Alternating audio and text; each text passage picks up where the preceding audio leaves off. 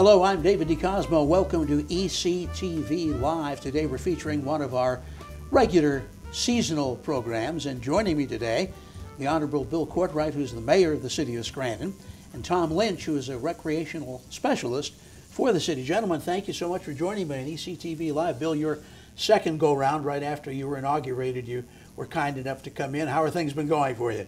They're going fairly well. We're through our first year just about, and looking forward to the next year. We're always looking for something positive, and this is one of the most positive subjects I can think of in the city of Scranton. Every year, about this time, Naog Park literally becomes a winter wonderland. You've got lights set up there that are now drawing people from out of state to make a car drive through Naog Park, or perhaps even walk. Bill, the lighting is something that you inherited, but apparently it's an inheritance you're very happy with. Oh, most certainly. I mean, so many people are in favor of it. So many people come to see it. It's labor intensive, and maybe Tom can tell you a little bit more about it in the future. But we started about 2.5 months ago setting them up, and there was many bulbs that were broken or burned out. So I believe we ordered approximately 10,000 bulbs to have replaced. Unfortunately, we found out recently there was a little bit of damage done up there, so we have police patrols going through. But very well received so far in the first couple of days, and everything seems to be going very well. And a lot of families actually include that as part of their holiday tradition now. Yeah, what I found was, actually we flipped the switch the first night on Black Friday, and as I was going through, talked to some people that were living out of town but came back to Scranton or the surrounding areas to visit their family, and that's what they do every year. When they come back for a couple-day vacation, they take a ride through the park. And we should point out to our viewers that one of the really great things about the Naog Park light display is that it is absolutely free. Now, you do ask for donations. Of course, if someone can give, they do. If they can't, they still enjoy it nonetheless. That's also been pretty successful over the years in terms of donations. Yeah, it's funny that you asked that. On the way here, I got a text from a friend of mine that said, you should charge $5 or $10 to go to Naog. He said, because I just came back from Hershey and they charged $20 there, you know. And I said, I don't know if that would go over too big. But people have been generous, I mean, because there are some people that don't simply have the money, but still want to enjoy it. So I think the donations is the way to go. I think we've been relatively successful with the donations. I think we should point out from a historical point of view, those lights originally were purchased by Lackawanna County and set up in what was the old Lackawanna County Multi-Purpose Stadium. And you drove through there, and there was, I don't remember exactly what it was, but it was a substantial charge to go through. And very frankly, I think because it was a charge, it just didn't work out. This is sort of the city's way of giving back to the community in a sense. Yeah, because I repeat myself, but there are some people that just simply can't afford it. Just like the swimming up at Naog, I know everybody would like for it to be free, but there's a cost to keeping the pool going and keeping the slide going. But this year we were fortunate. Bill Conaboy from Allied donated $10,000 for children to swim.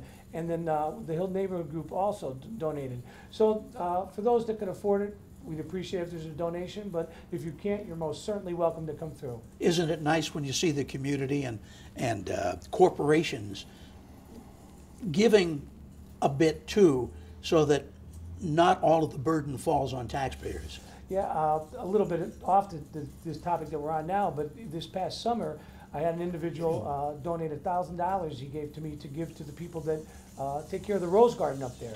Because those people were up there on their own time with their own money, buying flowers and everything, you know, out of their own pocket. And I got an individual that had given me $1,000, and I turned it over to the people that were taking care of the rose garden up there. So it's nice. Sure, and that garden is another attraction. It's beautiful. The park is in great shape. Well, as to some of the mechanics of getting something like that ready, Tom Lynch, Mayor Courtright said like 2 months ago, you actually got started. Where do you start? We started in the middle of September, third week of September, and we keep all the displays stored in trailers when the off season is, and we just pull out the trailers, and we up at the DPW garage, we set up horses, and each and every display is laid on the horses. We check all the bulbs. Any of the bulbs that are peeling or are out or are broken, we replace them all, and then we just set them all off to the side. And then we got so many, we take them, we place them where they're going. And these are large displays. It's not like we have a Christmas tree right behind us here. Pretty much you set it up and it's pretty easy to do. We're talking about huge displays. We have some displays that takes me 8 guys to put it up. Wow. Yeah, some pretty big ones. So equipment as well as manpower, obviously. Right, yeah. Mostly manpower though, and I mean the guys have done it, and they do work well together, and they know how to do it, and everything is sturdy. And now this year, the mayor said you turned on a couple of those bulbs and they weren't very bright. They didn't light up at all. So you had all those bulbs that had to be replaced. Here again, this is something manual where somebody's got the individual get a bulb and put it in hand, put it in a socket and tighten it. And we purchased 10,000 bulbs, but we had more from last year. And then when it was gone, we still had to have more that we have for next year too. And people it's over 10,000 bulbs in there. And people don't think about the fact that you actually, I guess, have to do a little color coordination. So if you've got a red bulb out, you'd like to replace it with the red bulb, so you don't suddenly find 19 red ones and yeah, and that 4 too, blue ones. right? Yeah. Who does the shopping for the bulbs? I do. I order all the bulbs. Yeah, and I mean they're already set up. The color coordination is already there. Right. So we're just replacing what we're taking out. Now, is there an effort to rearrange displays so that if somebody comes back from one year to the next, essentially they're seeing the same displays but placed differently? It looks entirely different. They're all different. They're all placed differently this year than last year. You know, if you have this here, well, this year we'll put up front, and we have the back of the CMC and the rest of the park, and you know. You have to go with size too, because you can't put the real big ones in, in a small area. Sure. So we have some pretty large displays, but they're towards the back of the park, and they look well. Bill, have you ever done any calculation as to the number of people that come through that park every year? I'm being told that last year there was one night when approximately 900 people came through. On just one night? One night. One night, yeah. And it was, I think it was a little bit difficult this year because we got all the snow. So Yes. I do want to thank the DPW. They got up there, they cleaned all the snow out so that, you could drive through in the paths, because some people walk. And so we made it as clean as possible. But yeah, Tom might know a little bit better than me, but I believe there was one time it was 900 in one night. 938 was a record night that we've had up there. Wow. And that was, I believe, last year. And Bill, we must point out, this is a very family-friendly event. Oh, absolutely. They even have a carriage ride if you choose to go on a carriage ride. But the first night it was a little chilly when we flipped the switch, so most people chose to drive in the car. But some did brave the cold and walk. And when I watched the newscast on TV of the lighting and everything, one of the people they interviewed in the car, 2 gentlemen, were from Lake Ariel. So as you said earlier, it's not just the people of Scranton that enjoy it, it's people from all around that enjoy it. And I'm kind of wondering, I've asked this before, but I'd like your take on it too. Is it in some sense something that may get people to the city who perhaps have not been to the city before, and yet now that they get to see the city, maybe brings them back? Absolutely. I think some people try to coordinate if there's a show at the Cultural Center. And then they might either stop up at the light show before or after they go to the Cultural Center. If they're downtown eating in one of the restaurants, or if they're just coming through and on their way through they see a restaurant or something that they would like, a store they like to go to. So it's great. We always want to bring people into the city. Right, and that's a typical story, because each year, and we'll be talking about it on ECTV Live in just a couple of weeks, we'll be talking about the annual free presentation of the Nutcracker Ballet. I bring my family to see that. But before we go to see that, or after we see that, there is definitely a run through Naog Park. That truly is a great asset to the city, but of course, not just at the holiday time. No, all through the year. Again, the slides are very popular, and I believe this year, was it this year or last year? When did we resurface the slides, Tom? They had to be resurfaced. This was last year. This is the slides for the swimming pool area. Yeah, they resurfaced, yeah. And, the Davis Trail is popular. Unfortunately, we had an accident down in the gorge recently. but for the most part, it's been safe. But just the beauty of the park itself. I think if you were up there around fall, when fall started, many people up there looking at the trees, the colors and everything. The Rose Garden, as I said, is up there. So it's just a really nice place to go. It's a place of memories for an awful lot of families that think back to the day when all of the amusement rides were there and the zoo that used to be there. But of course, some of those things were not really practical in today's economy. So you use it as wisely as you can. But it is high maintenance. Tom, Yes, it is. I mean, we talk about just putting up the lights. Right. That park's got to have a staff. All the time. It's all year round. You know, it's got to be maintained. We do maintain it. There's a lot of events up there too that we use the pavilions for throughout the year. You know, and they all have to be, you know, kept clean, and Sure. all the grounds have to be kept. It's, you know. Now, you have a regular staff that obviously works very hard on this. I know occasionally you get just a little bit of help. I know at least once a year you've got students from the university that come up and sometimes do a little policing of the grounds. I'm gathering that volunteer help is always welcome. Oh, always. Yeah, what we did is we had one group that actually wanted to kind of take over a lot of the maintenance there, but we run into a insurance issue. Oh, yes. So you need to be very careful on how you do the, you know, in this world today.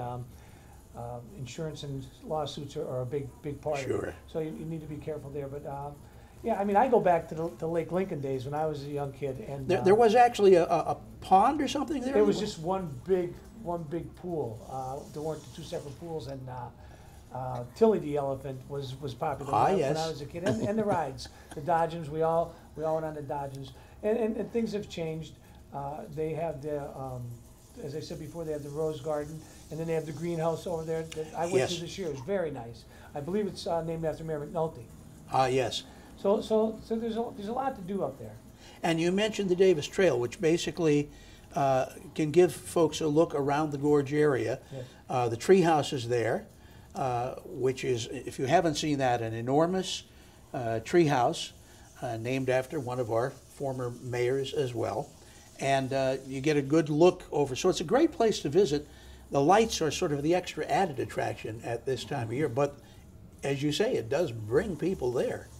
Oh, yeah, and again, anytime we can bring people into Scranton to see what we have to offer, we're more than happy to see that happen. You also usually keep them up until what we often refer to as Orthodox or Russian Christmas, and I guess that's just an effort to be inclusionary to everyone. Yeah, Right. absolutely. That'll be up until, I think it's January 7th this year. Right, I believe that is the date. Now, as they're up, you get them out, you set them up, you spend all that time doing it, you find a lot of bulbs that are out. And very fortunately, we should point out that it isn't a situation where if one bulb burns out, you lose. We remember those days. Yes. That would be a catastrophe. So That would at be. least it's one at a time. However, as they're up, some have got to go. So is there someone who's in charge of sort of checking this out every day? And the same people that put them up. Okay. Every year they're checked, and every day they're checked, rather. And, you know, the guys go through it. If there's bulbs out, you know, sometimes you have a little vandalism or wire breaks or something like that, you know, and we're constantly on it. I find it very handy or very nice to be able to drive through the park and find a station that's got some Christmas music playing, and I enjoy that in the background. Also, I believe for a while there at least was, and I don't know if you're still doing this, so I should ask, hot chocolate, or they had a little stand or something set up there? The concession stand this year is not operating. Okay. We're trying to get a vendor to go in there, so if anybody, you know, seeks the, you know, wants to take it on that. If you're interested in that, They can there's give me a still call. time. Contact Tom Lynch or contact the mayor. And otherwise, as the mayor pointed out, we just happen to have a whole lot of pretty good restaurants and Yes. things That's right, in we do. pretty close proximity. Oh, to yeah. the park. I mean, if you're driving up Mulberry Street, you drive right by some of them. Yes.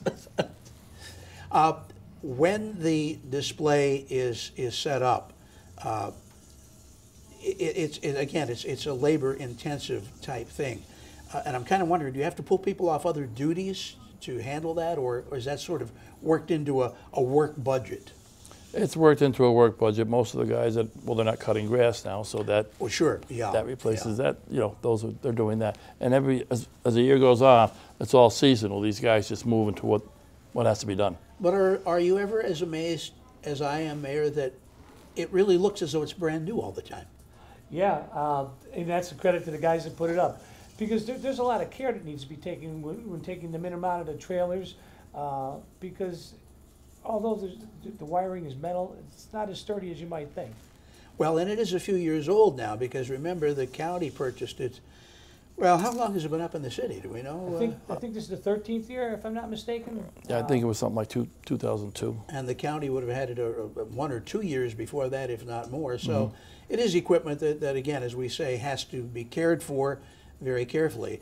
And then I would assume when it does come time to take it down, that's not an overnight event. No, it comes down. Doesn't have to all be down at the same time. You know, we work it as we go, because a lot of times when the season, when the season's over, the ground is frozen and it's not coming out. Right. So we may have to, take a couple months to get it all out. What a great asset to the park to have, first of all, to have Naog Park. Secondly, to have this annual Christmas lighting display, which you guys work so hard to maintain, and as we said, change around a little bit, so it looks a little different. You must have seen some faces in the crowd when you flipped that switch, Bill, that made you happy. Well, my grandson. I have my grandson flip the switch for me, and then we took a ride through, and he really liked it. He really enjoyed it. So we'll go back more than once. Sure, and I mean, while it is, as I said earlier, a family-friendly event, the kids are the ones that you can tell really get into the mood and the holiday mood with the lighting. My wife had Christmas cookies for my grandson to eat while he was going through. Well, we're talking about the Naog Park Christmas lighting display, and this is already set up. It's already going on. And Bill, what kind of hours do we work in terms of having that available to the public to go through? I believe it starts at 5 o'clock, and we shut it down at 9 o'clock. Okay, so I mean, it's dark at 5, so you can enjoy the lights at that time, and around 9 gives you plenty of time to go through there and enjoy it. I want to compliment both of you for maintaining this tradition, and I think maybe even making sure that it's going to be around for a lot more years and for a lot more people to enjoy. Absolutely. Sure. Well, we appreciate having Mayor Bill Courtright as our guest today, and Tom Lynch, Recreational Specialist for the City of Scranton, to tell us about the annual Naog Christmas lights. Thank you, gentlemen.